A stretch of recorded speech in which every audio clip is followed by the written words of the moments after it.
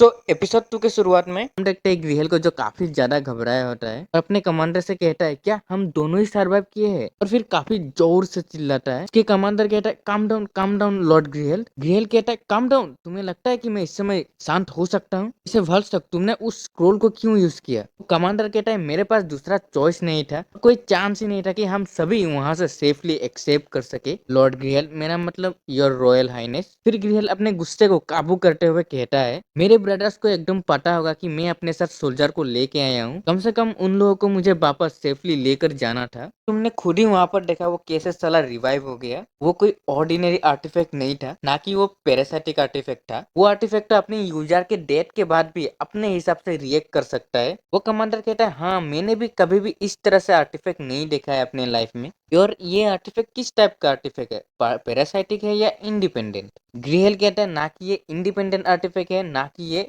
Parasitic artefact है, ये एक सिम्बियोटिक आर्टिफैक्ट है। कमांडर कहता है मैंने कभी नहीं सुना इसके बारे में। ग्रिहल कहता है हाँ मुझे पता है तुमने नहीं सुना होगा। ग्रिहल कहने लगता है बेसिकली आर्टिफैक्ट को दो कैटेगरीज में डिवाइड किया गया है। पहला जो है इंडिपेंडेंट टाइप आर्टिफैक्ट है, ये काफी कॉमन आर्टिफैक्ट है, इसे सभी आराम से यूज कर सकता है किसी एक टूल की तरह। दूसरा होता है पैरासाइटिक आर्टिफैक्ट, और इस आर्टिफैक्ट के पास ग्रेट पावर होता है। इस आर्टिफैक्ट के साथ डील किया जा सकता है, और जब इसकी यूजर की मौत हो जाती है तो ये आर्टिफैक्ट अपने आप डिस्ट्रॉय हो जाता है। ज्यादातर लोग इन्हीं दो टाइप के आर्टिफैक्ट के बारे में ही जानते हैं और यूज करते हैं। और इसके बाद एक और आर्टिफैक्ट पाया जाता है, और ये आर्टिफैक्ट है सिम्बियोटिक आर्टिफैक्ट। इस आर्टिफैक्ट के पास अपना खुद का माइंड होता है और अपने यूजर को मौत के मुंह से आराम से एकदम टक से बाहर लेके आ सकता है। कमांडर कहता है हाँ मैंने देखा है वो एक्सप्लोरर कैसे रिवाइव हो गया था, लेकिन चाहे जो भी हो वो आर्टिफैक्ट जितना ही पावरफुल हो लो, लेकिन वो डंजन कोलैप्सिंग से वो नहीं बच सकता। हमारे पास स्क्रोल था इसलिए हम बच गए, लेकिन मुझे लगता है वो डंजन की कोलैप्सिंग में मर गया दब के। ग्रिहल कहता है हाँ मैं भी होप करता है कि तुम्हारी बात सही हो, लेकिन अभी के लिए दोनों ही हमें कैपिटल वापस जाना पड़ेगा। और हाँ, जितने भी यहाँ पर विलेज एरिया है वहाँ पर हर जगह स्ट्रेस एथलियर के वांटेड पोस्टर लगा दो। हाँ, इस चीज को हम ज्यादा अटेंशन नहीं चाहते, तो इसका रिवाज ज्यादा हाई मत रखना, जस्ट इतना रखना कि कोई आके हमें रिपोर्ट कर दे। कमांडर कहता है ठीक है लॉर्ड।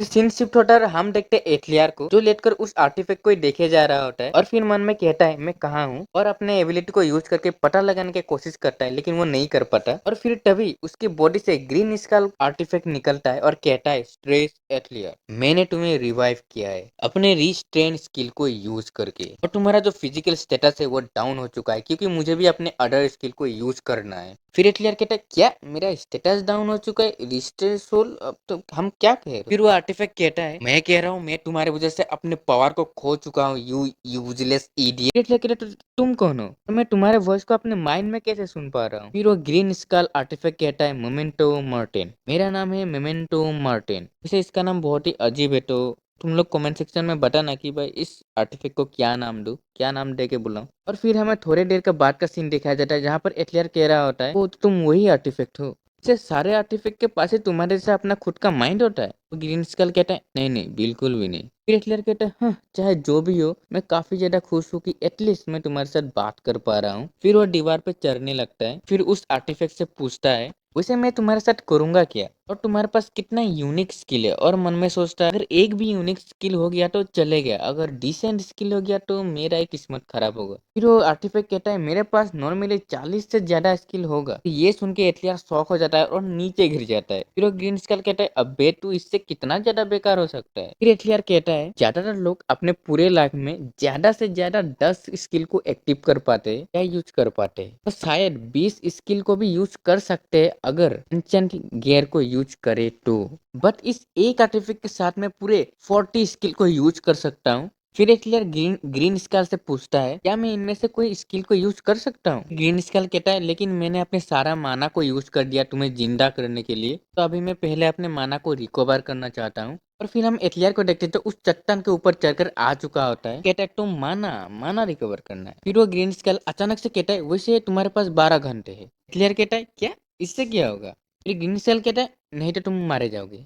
एथलियर डर जाता है और कहता है क्या तुमने मुझे खुद जिंदा किया और अब तुम कह रहे हो कि मैं मर जाऊंगा, वैसे तुम्हारा मतलब क्या है? फिर वो ग्रीन स्कल कहता है जब तक से मैं मर ना जाऊं तुम जिंदा रहोगे, और जब तक से तुम जिंदा रहोगी मैं कभी भी डिसअपियर नहीं होऊंगा, लेकिन मेरा माना अगर पूरी तरह से खत्म हो गया ना तो हम दोनों ही मारे जाएंगे। और तुम्हें क्या लगता है कि मैंने तुम्हें ऐसे ही जिंदा कर दिया बिना किसी लॉस्ट के? मैंने अपने पूरे लाइफ टाइम का माना खर्च कर दिया तुम्हारे ऊपर। अगर तुम्हें यहाँ पर जिंदा रहना है ना, तो तुम्हें यहाँ से पहले बाहर निकलना पड़ेगा। एथलियर को जो बाहर निकल चुका होता है और भागते हुए कहता है, अगर हम दोनों की जिंदगी अगर एक ही दौर में है तो मुझे पहले कहना चाहिए था ना। फिर वो ग्रीन स्कल कहता है, मैं तुम्हारे जैसे ह्यूमंस की तरह नहीं हूँ, मुझे अपनी मौत से कोई फर्क नहीं पड़ता है, क्योंकि मैं वहां पर पीसफुली सो रहा था, तुमने वहां पर जाके जगाया मुझे। लेकिन अगर तुम्हें जीने का चाहत है तो मैं तुम्हें अपना पावर दे सकता हूँ, तुम जैसे चाहो। और हाँ, एक और बात, तुमने मुझे पहना है, लेकिन एक सेकंड के लिए भी ये मत सोचना कि तुम मेरा मालिक हो, कि तुम्हें मेरा जरूरत है, ना कि मुझे। क्लियर कहता है, हाँ हाँ, जो भी हो, ठीक है ठीक है, पहले ये बता कि तुम्हारा माना कैसे रिकवर करे। तो ग्रीन स्कल कहता है, अगर तुम किसी मॉन्स्टर को नॉक डाउन कर दो और उसके ऊपर कर्स सेटिंग मतलब कर्स गियर का स्किल का यूज कर दो, तो मैं अपना माना को रिकवर कर सकता हूँ। फिर हमें कर्स ईटिंग के बारे में बताया जाता है, ये कैसे काम करता है। किसी मॉन्स्टर को या किसी मरे हुए जीव के ऊपर कर्स ईटिंग स्किल का अगर यूज कर दो, जो ग्रीन स्कल आर्टिफैक्ट है उस मरे हुए जीव की कर्स को या मैजिक को खा लेता है, इससे उसका माना रिकवर हो जाता है। फिर कहता है, मुझे कर्स गियर के बारे में तो कुछ समझ में नहीं आया, लेकिन हाँ, मैं एक मॉन्स्टर को तो मार ही सकता हूँ। फिर वो वहां से भागने लगता है, मतलब वो मॉन्स्टर को ढूंढने लगता है। फिर वो ग्रीन स्कल जो है काउंट डाउन करने लगता है, 11 घंटे है, 11 घंटे 55 मिनट 58 सेकेंड, ऐसा करके काउंट डाउन करने लगता है। फिर एथलियर जो है भागते हुए मन में कहता है, मेरा जो स्टेज है डाउन हो रहा है, तो मुझे जल्दी करना पड़ेगा। और गाइस, हमें पता है कि भाई एथलियर के पास शार्प सेंसेस है, तो उसके मदद से पता लगा लेता है मॉन्स्टर के बारे में। फिर एथलियर को एक मॉन्स्टर मिल ही जाता है, और ये एक वुल्फ है। एथलियर कहता है, हाँ फाइनली मुझे मिल गया। वैसे कितना टाइम है? ग्रीन स्केल कहता है, तुम्हारे पास आधा मिनट है। एथलियर कहता है, मैंने जितना सोचा था उससे भी ज्यादा कम टाइम है, वैसे भी ये एक मॉन्स्टर का टेरिटरी है, मुझे जल्दी से जल्दी इसको मारना पड़ेगा। जो ग्रीन स्केल से पूछता है, वैसे तुम्हारे पास तो कोई अटैकिंग स्किल होगा ही होगा। ग्रीन स्केल कहता है, हाँ अभी के टाइम पे सिर्फ एक ही है, इस स्किल का नाम है एयर बुलेट। इस एबिलिटी की मदद से जो है एयर को एकदम बहुत ही मात्रा में कंप्रेस करके हाई स्पीड में शूट करता है। और फिर एथलियर जो है इसी स्किल का यूज करता है, और ये स्किल इतना ज्यादा खतरनाक होता है कि उस वुल्फ को बहुत बड़ा होल कर देता है। आप लोग देख ही रहे हैं इस पैनल में। तो